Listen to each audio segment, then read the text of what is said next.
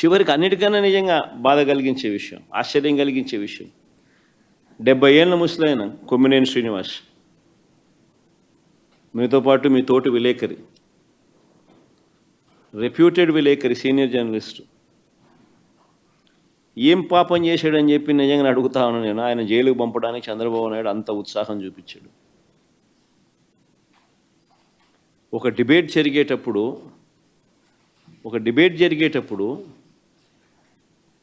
సహజంగానే కొంచెం అనుకూలంగా కొంతమంది మాట్లాడుతూ ఉంటారు, వ్యతిరేకంగా కొంతమంది మాట్లాడుతూ ఉంటారు. ఆ మాట్లాడే ప్యానలిస్ట్ మాట్లాడే మాటలకు యాంకర్కి ఏం సంబంధం? ఇది మినిమం లాజికల్ రీజనింగ్. అలాంటిది ఆయన తీసుకొచ్చినాడు, జైల్లో వేసినాడు. కోర్స్ ఆయన మీద చంద్రబాబు నాయుడు కోపం ఎక్కువే అనుకో. ఇంతకుముందు ఆయన ఉద్యోగం కూడా ఊడగొట్టే దాంట్లో కూడా చంద్రబాబు నాయుడు పాత్ర చాలా క్రియాశీలక పాత్ర పోషించినాడు. అంతటితో ఇంకా సంతోషపడలే ఉద్యోగం పీకినందుకు. అప్పట్లో ఆయన జీవితం నాశనం చేయాలా, ఆయన పరువును తీయాలా, ఆయన జైల్లో పెట్టాలా? ఇంత దిక్కుమాలిన ఆలోచన చూడు ఇవన్నీ.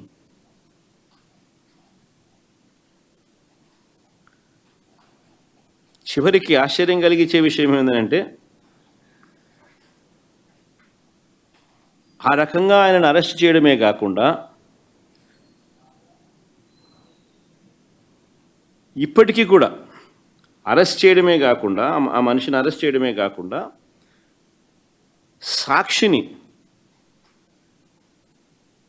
సాక్షి ఆస్తులను ధ్వంసం చేసే కార్యక్రమం ఆర్కెస్ట్రేటెడ్గా.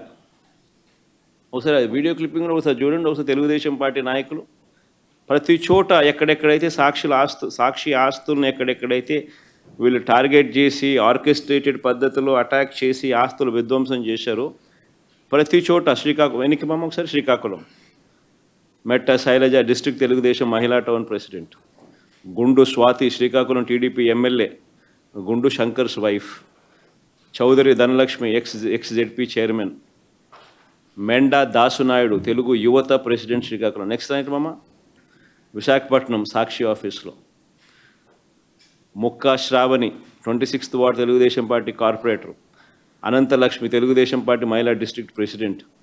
Next slide east Godavari Sakshi office Nallamilli Ramakrishnayudu Anaparthi BJP MLA, పేరుకు బీజేపీ కానీ ఇంత ఆయన తెలుగుదేశం ఎమ్మెల్యే అనే సంగతి అందరికీ తెలుసు.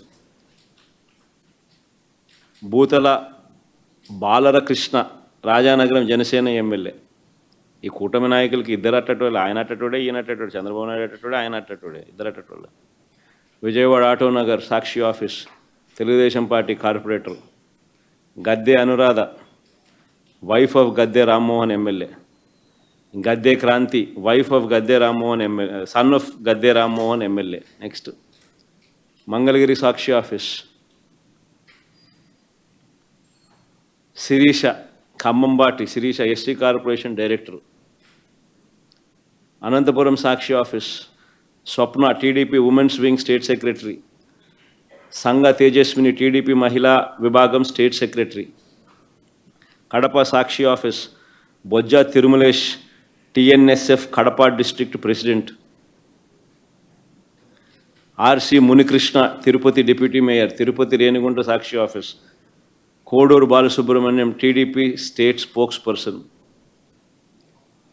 ఈ మనిషి అయితే తిరుపతిలో రేణిగుంట సాక్షి ఆఫీస్లో ఈ మనిషి అయితే అప్పట్లో గతంలో బై ఎలక్షన్ జరిగింది ఈ డిప్యూటీ మేయర్ ఎన్నిక సందర్భంగా.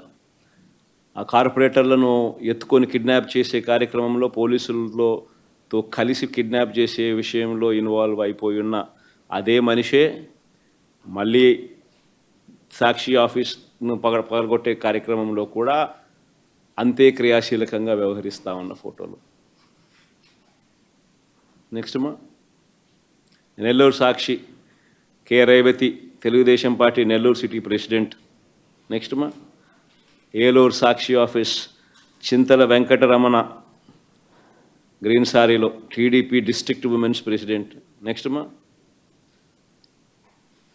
నేను అడుగుతా ఉన్నా, ఒక రాజకీయ పార్టీకి దగ్గరుండి ఆర్కెస్ట్రేటెడ్ పద్ధతిలో ఒక రాజకీయ పార్టీ ఆర్కెస్ట్రేటెడ్గా గవర్నమెంట్కు వ్యతిరేకంగా గలం విప్పుతూ ఉంది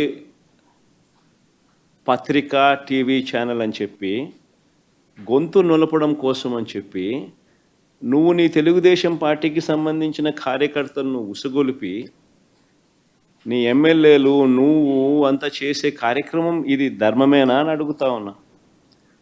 చివరికి సుప్రీంకోర్టు ఇదే కొమ్మినేని గారిని సుప్రీంకోర్టు, మామూలుగా సుప్రీంకోర్టు బెయిల్ అనేది అరెస్ట్ చేసిన వ్యక్తిని సుప్రీంకోర్టు బెయిల్ అనేది ఇవ్వదు.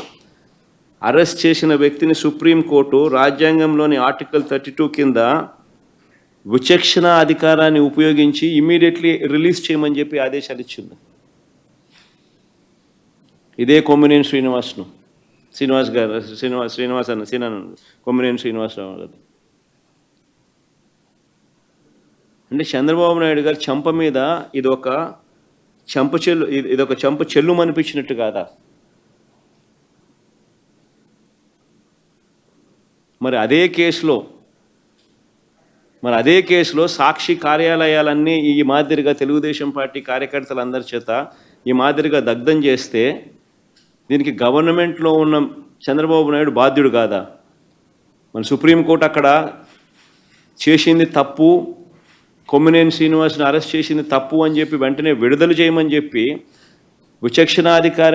విచక్షణాధికారాన్ని సుప్రీంకోర్టు ఉపయోగించి ఆర్టికల్ 32 ప్రకారం తనకున్న విచక్షణాధికారాన్ని ఉపయోగించి విడుదల చేయమని చెప్పి ఆదేశాలు ఇచ్చి చంద్రబాబు నాయుడు చెంప చెల్లుమనిపించిన సుప్రీంకోర్టు మరి అదే కేసులో సాక్షి కార్యాలయాలను ఇంత దారుణంగా దగ్నం చేస్తూ ఉంటే, మీడియా గొంతు నొక్కే ప్రయత్నం చేస్తూ ఉంటే మరి చంద్రబాబు నాయుడు గారు దీంట్లో దోషి కాదా?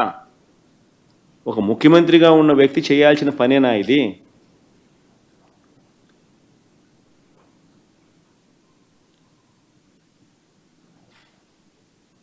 ఇది తప్పుడు సాంప్రదాయం కాదా? రేపొద్దున ఇదే సాంప్రదాయం కొనసాగితే రేపొద్దున ఎవరైనా బతుకుతారా?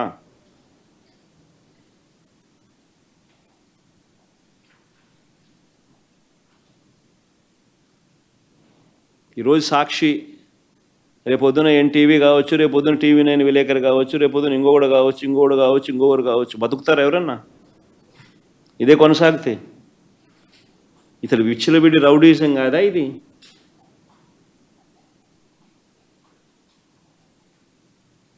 అంటే ఆయనకు వ్యతిరేకంగా ఎవరు ప్రజాశక్తి కావచ్చు, ఇంకోడు కావచ్చు, ఆయనకు వ్యతిరేకంగా ఎవడు మాట్లాడినా, ఎవడు రాసినా, ఎవడు చూపించినా